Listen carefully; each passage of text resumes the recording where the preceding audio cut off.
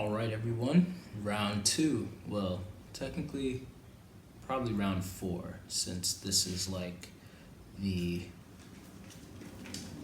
renewed edition of me defining all of the cognitive functions. So, in the last video that I technically just recorded about like 10 minutes ago, but I'm now releasing at whatever date that I'm now releasing this video at. In the last one, I went over what the judging slash deciding decision making functions meant to me and how I define them from my own experience, from the things that I've read, all of that. And then in this video, I'm going to be going over the perceiving functions or the observing functions, the functions that we all use to take in information. So the last video was about how we make decisions. The functions that we use, like the value judgment functions, like what we use to make decisions and to carry out actions or whatever. This one is going to be how we take in information and how we observe information in a sense, and not necessarily what exactly we may do with it. So starting off, I'm going to start off with the function Introverted Intuition, also known as NI, and by Personality Hacker, it's known as perspectives. So introverted intuition is pretty much known to me from my experiences thought retracing. So if you've ever, I've talked about this in my metacognition video for those of you who've seen it. But if you've ever sat in during a sermon or like in class, and then maybe even like through one of my videos, and the person like said something, and then it made you think thought A, which then goes to thought B, C, D, E, F, G, H, I, J, K, L. Then you're like, whoa, L and A do not relate. How the heck did I get here? And then you retrace your thought process, and now by doing that, you can see how L and A, even if disparate, it still relates. Like you can see the connection between them, even though after each thought, after each letter, that connection grew more and more abstract. So in the same sense, this is what introverted intuitive users are often doing on a subconscious level. This is not an active thing that they do. This is a subconscious thing that people who have NI in their function stack are constantly doing. They're seeing the connections between their thought A and their thought L, their thought A and their thought G, their thought A and their thought Z, and they're just seeing that and retracing the thought process over and over and over again to the point where now they understand, because they understand the pattern of this. They understand the connection between a whole bunch of different thoughts that may seem completely abstract to the average viewer. And then in the same sense, introverted intuitive users are often they're all detached from their own perspective to an extent to where they can almost observe their mind form these patterns and make these retracing thought processes from a bird's eye view, from like a third person view. So then it catches and it observes how the pattern of the patterns emerges. And then it's able to project that onto other people. So from understanding its own mind and the patterns that are formed in its own mind, they're now able to understand the patterns of other people's mind, to the extent where now it's like someone, and this has happened to me with several times, someone will be thinking thought C, or someone will say thought C, and then next thing you know, because I've thought C so many times and I've been down that road, I'm like D, E, F, G, H, I, J, K, L, I'm gonna P, Q, Q? And they're like, whoa, how did you know that? And because it was so subconscious, once again, so I don't actually just sit there like, let me see, blah, blah. Like it was a subconscious thing, me being an NI auxiliary user, then I was able to identify where they were going. And I like how Antonia Dodge, I refer to her a lot, clearly, but I like how she said in one of her profiler training courses, how intuition, or it was actually a podcast, I believe, how intuition is like a golf club in a way, where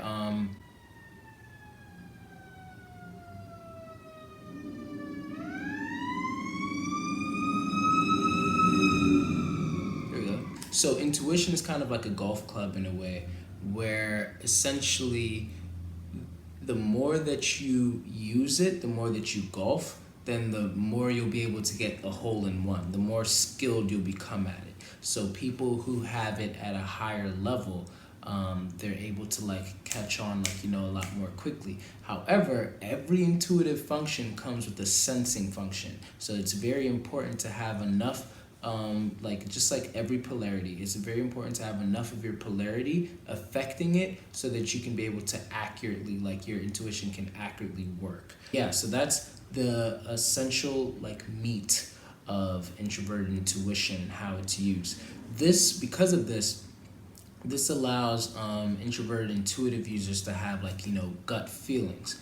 Because of that whole retracing thought process thing, then NI users are often like, they may just say like, you may talk to a lot of them and they're just like, I don't know how I know this, or I don't know why, but I feel like we should do this, or I feel like we shouldn't do this, because they're not conscious of the whole process that their mind took. But something in their mind throughout that retracing thought process and all of that has looked at enough of the connected dots or the disparate dots and has told them just the final answer, like, don't do that, or you should do that. But it hasn't said why. So this could confuse a lot of people who are not NI users, or more importantly, like frustrate them, because like, how do you not know? It's like, I don't know, I just don't, but I just feel like you guys should listen to me. And a lot of times NI users are right, because oftentimes NI is looking for the most probable thing that's going to happen. And this is where like it's different from extroverted intuition, NE, also known as exploration, which we're gonna get to soon. But that's a big difference between like NI is like looking for where can we land the plane. What is the most probable thing, even if we can't know it for sure? What is the most probable that's going to happen? What is the most probable answer? What is the most probable whatever? So this also causes NI users to become very interested in symbolism and meaning making from synchronicity. So synchronicity, which is a video that I'm planning to do also in the future after I finish reading a few books about it and gathering all of my own experiences. But essentially it's like the coincidences of life, which I personally believe that there are no really such thing as coincidences. But yeah, synchronicity is pretty much like when something happens and it seems to be connected, or there seems to be a theme, a series of events that is going on that you may be paying mind to. And once you get like NI users love to get meaning from that.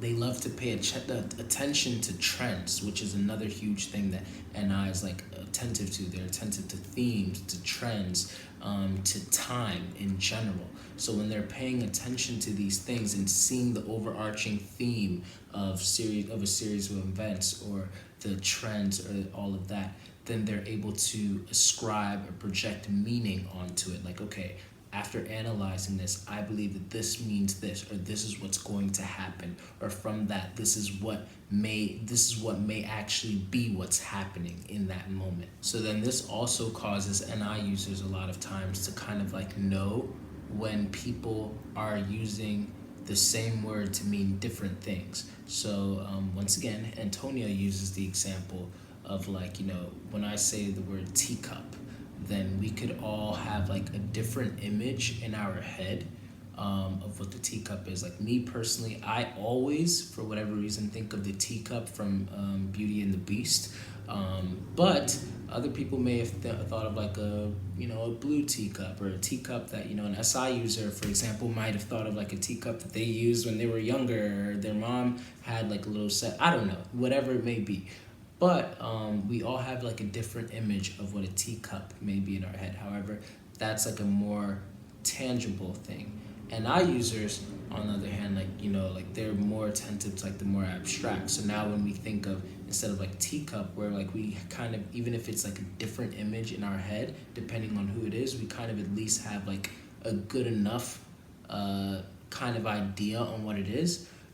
Think of something like that's more abstract, such as like words like love, loyalty, authenticity, like all of these things that don't really have like a definitive meaning that we have to like define the term. Shoot, cognitive functions, like, okay, what do these mean? Like, or how, let's define our terms over here.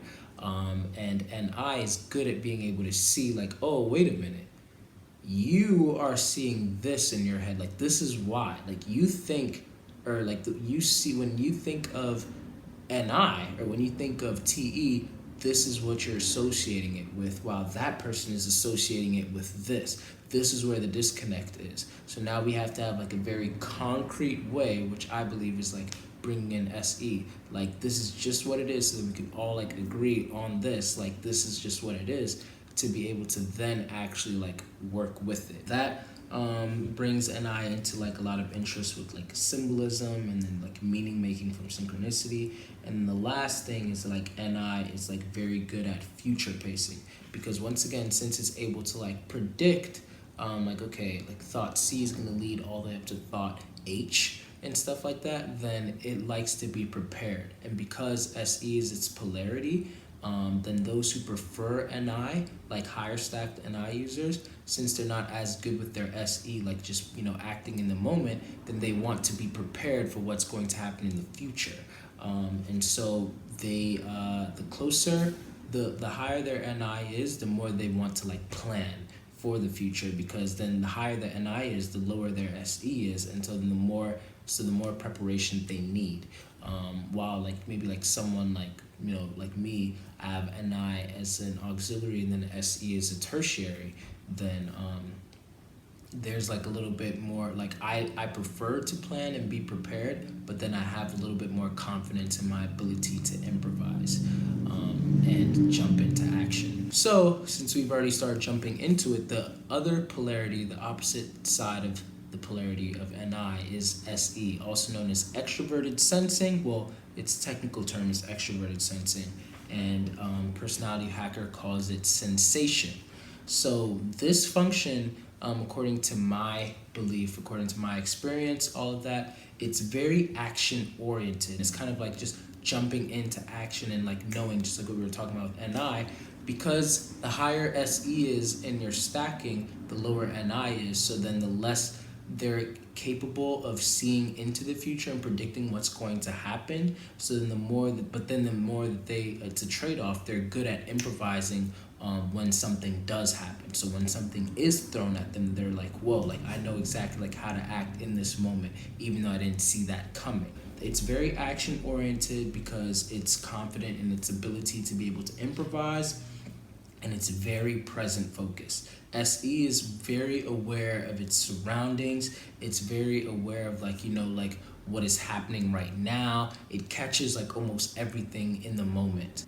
SE is also very good at like with kinesthetics, so it has a very high kinesthetic acumen, where it just understands, the like motion, like it understands naturally, like, okay, when I hit the ball like this, it's gonna bounce here first, then it's gonna hit that wall, then it's probably gonna hit over there, and then it's gonna come down here, which you can see the influence there with NI, because SE kind of like knows kinesthetically, like, okay, when I do this, then this is what I can predict is going to happen. And that's what makes them be able to act so quickly in the moment. So their SE is strong enough to like use the NI that's maybe lower stacked to help them more with in the moment things and acting quickly on a dime. It also makes them very hypersensitive, not like, sad, but like hypersensitive as in like with feeling, like touch, smell, sight, all of that, like all of this, like it presents nuance to them. So they have a very nuanced feel, like they know like, okay, like this is rough. The texture, like they're very nuanced in how they see all of that, like things that like how they taste, all of that. So it's like, yeah, just a very nuanced perception of all of our senses, like the things that the senses like give us. They have very quick reflexes, and a big thing about SE is that it sees things at face value. So SE is really good at just saying like, oh, this is just what it is. Like SE does not read deep into anything. This does not mean that somebody who values SE never does read deep into anything, because remember, we have other functions. But as a standalone function in and of itself, and NI being the one that puts meaning behind everything and all of that, SE being the opposite polarity doesn't put meaning behind it. It's just like, hey, why are you reading deep into this? Just do this. That's all that it is. This is just what it is. And it just takes things at face value. It doesn't try to like speculate like what does it mean. So SE, what it sees, it's exactly what everybody else should be seeing also. And that's what makes it like, it prefers concrete. It prefers what's directly observable and directly able to manipulate. And SE also has a very keen eye for aesthetics. So a lot of actually pretty much like most of the fashionable people that we see out in the world are SE users, because they're very like focused on fashion and like being attentive to like, once again, the nuance of sensory things. Then SE is attentive to like, okay, how does this color look with this color, and then how does that color look with that color, and then like how can this dress look with that dress, and so it's like looking at all these different combinations and looking at all the nuances and how it's being portrayed in that sense. And then that makes them very stylish. A lot of times they kind of just know. And I think that this is another way, like, and I can come in, like, where they can, like, jump into the perception of other people and see, like, and, like, have, like, an image management kind of thing. So SE users, in my experience, they seem to, like, always just know how to be attractive. And I feel like it can't just be that you were born with good genes, but, like, they know, like, I know an ISFP from my profiler training class who, like, he just knows that he's an attractive dude. And like girls like are always gawking over him and everything. And as I was like observing, I was like, sure, like, like he was blessed, like, like being like taller, like the more like universal standards of like being like attractive or whatever. But maybe if he didn't curl up his hair in this way, and maybe if he didn't like, make his beard in this way, all of that, then things would be different. So, but because like, SE, I think that what SE does is like, it's almost like that makeover kind of thing, where it's like they know what will make them look good. They know what to work with what they have to make them look even more attractive, or to accentuate what they're already working with a lot of times. And so, yeah, SE has a very keen eye for aesthetics. It's very action oriented and it's very present focused. It doesn't miss like anything, and it has a very kinesthetic acumen with quick reflexes and sees things at face value. Now we're going to talk about the other polarity in the perceiving function axis, which is known as introverted sensing, also known as SI or memory by Personality Hacker. Just want to put this out there. Personality Hacker does not call it memory because they have good memory. In fact, Dario Nardi, who studies the brain and everything, cognition of personality types, has concluded that SE users actually have the best memory. However, SI users, they fixate on one specific impression of certain things, like one specific moment that means something maybe to them, and they put impressions on it, and it becomes like very subjective. So then they go off of this memory, or they go off of this kind of impression that they've had, and they kind of like move from there. So SI is always asking the question, what is reliable? And this is why they tend to be known as traditionalists. So this is your typical SJs, because they are looking at, okay, what has always worked, not in the same sense as like TE, although you can see how this relates a lot when it comes to like STJs, because they're like, okay, what has always worked in the past, and then why would we change it? Or for SFJs, what has always worked in the past, like with people. I baked these cookies last year for the Christmas party, and everybody liked them. So guess what? This year, I'm going to bake the same cookies. And next year, I'm going to bake the same cookies. Wow, look at this. It has become a tradition. STJs. Okay, last time when I built it in this way, it worked. And then the time after that, I built it again like that way and it worked. So why would I change the way that I do it if this is always working? If it's not broke, then don't fix it. Next thing you know, it's become a tradition. And so they like to also pay a lot of attention to experts, people who, have said a lot of things. So like I think of like in the Rugrats, Tommy Pickles' mother, Dee Dee, I believe that she's a stereotypical ISFJ. And one thing that I always found funny as a kid when she would like talk about it was like she gauged her parenting off of a book, this doctor called Dr. Lipschitz. I just caught the irony of that. Wow, I wonder if that was intentional. But anyway, yeah, his name was Dr. Lipschitz, and she was always like, well, Lipschitz says to do this, and like when babies do that, and she trusted that he had experience with babies enough to be giving reliable information. And so she was going based off of that rather than venturing, maybe like how an NE user would, to do their own thing, like to learn things like in a different way. So yeah, they go off of impressions. They like to trust experts in things so that they can know like what is reliable. And this function is also responsible, from my experience, for comfort and nostalgia. Because they've placed or projected an impression onto a certain time period, so now it's like, okay, when I was younger, I used to watch Clifford the Big Red Dog. So this is now a memory of me sitting down watching Clifford the Big Red Dog, and that was a time period where everything was so peaceful. I just had my cereal and I'm just eating it and I'm doing that. Wow, that was a really good time. So you know what? Now I want to watch Clifford the Big Red Dog and I want to eat my cereal and all of that and almost replicate that experience once again. That now becomes tradition because it's like, okay, this is what made me comfortable, this is what nostalgic, and also this is what works to make me happy. So a lot of times like SI users can fall into that. And of course everybody relates to this an extent because we deal with all 8 cognitive functions. However, according to what I believe, it's only your top 4 in your immediate function stack that are the most predictable. They have the most predictable influence on you. And so that's why we focus on that one.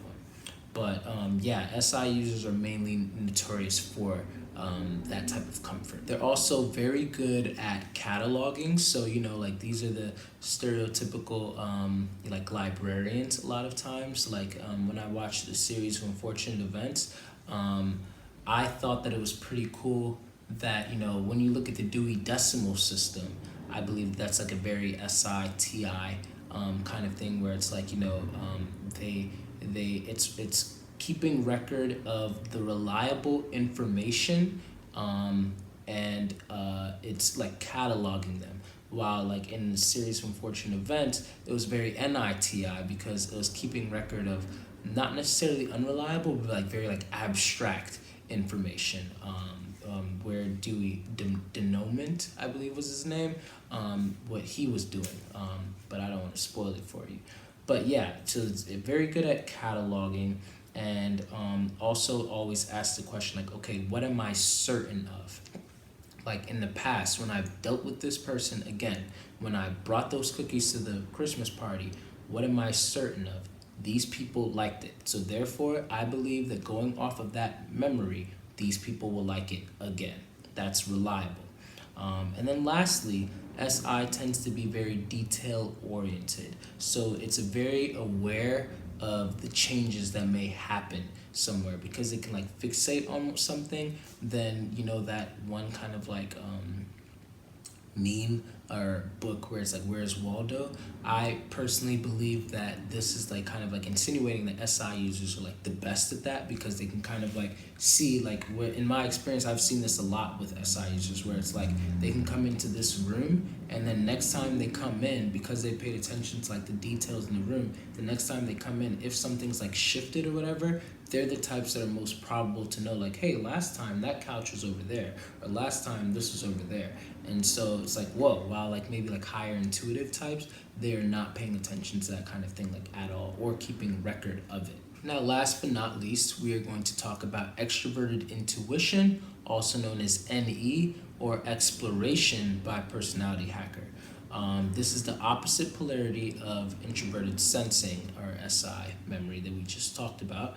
And you'll quickly see why. So, extroverted intuition sees the potential in outcomes. So, unlike introverted intuition, where it's kind of like introverted intuition is like looking for the most probable. Extroverted intuition is looking for not just the most probable. It's not trying to like land the plane on what's actually going to happen, but it's thinking of what are all of the things that can happen. Like, okay, well, this could happen, or this could happen, or this could happen, or this could happen. Like, I think of multiverse when I think of extroverted intuition. Like, okay, well, in a separate universe, you're probably this, this. Oh, but what if this? But what if this? It's always asking the question, what if? What if we colonized the moon? What if we did this? What if that never happened? What if I just laid in the middle of Barnes and Noble and I just started like screaming and all of that? Like, I don't know, like NE, depending on the person, can be used in so many different ways. And a lot of times, I know that NE doesn't necessarily equate to trolling, but a lot of times you'll see NE users being the one to troll because they need novelty to stay stimulated. They need to be like messing with the world in a way. They need to be doing something that's like energizing or activating their mind, whether it's like playing with the theory or actually like acting out a theory, or like, what does this button do? Or like, what will happen if I do this to this person, kind of thing. When they like play around in that type of sense, when they mess around with the world in that type of sense, it brings novelty because it entertains and stimulates their mind. Extroverted intuition, in my opinion, is also incredibly innovative, and this is because they're kind of like going against tradition. So being the opposite polarity of SI, where SI, like we can all understand hopefully now why SI is like, okay, if it's not broken, then why fix it? Like, why should I change my approach to this if this approach has always worked? But NE gets very bored with that. NE always wants to be like, okay, what is the different way of doing this? What is a different way of doing this? All right, last time, yeah, this did work, but NE is okay and in fact willing to try different risks. All right, last year, those cookies that I baked did work. Now I want to try something else, and I want to try that. And they're all right with making those risks, while maybe like a higher SI user is like, but why would you try something else if everybody liked this, And so NE users, they're often always looking for new ways to do old things. And so if you're trying to cross a river, the SI user will look and see the stepping stones that have been used over and over and over again to get to the other side. Which ones were the most reliable and which ones probably sunk. And so then the SI user will always use those same stepping stones.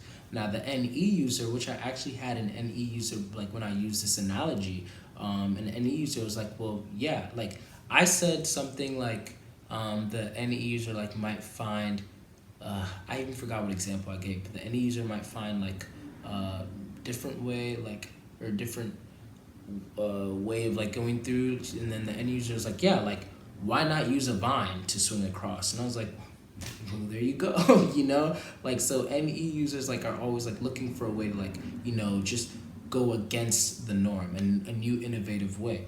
And eventually that new innovation becomes the norm, because then SI kind of like catches up with it, and then next thing you know, swinging across now becomes the new tradition, while the NE user is on to the next new thing, trying to find like, okay, well now swinging across is boring, let's try and find something else to do to get past this. And so once again, NE users are often looking and exploring for different ways, new ways to do old things, because they need to keep their mind stimulated with novelty.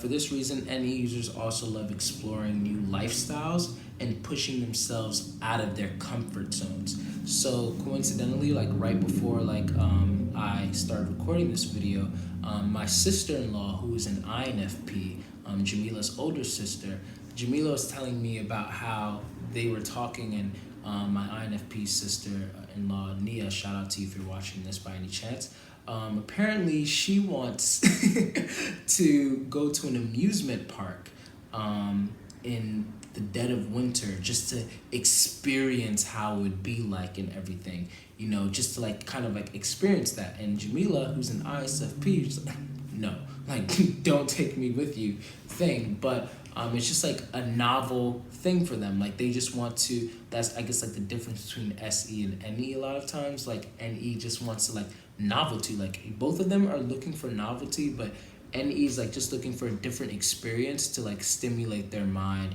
or stimulate, like just keep them, I guess, from like being bored on a mental level, while SE is like looking for like to keep them from like being bored on like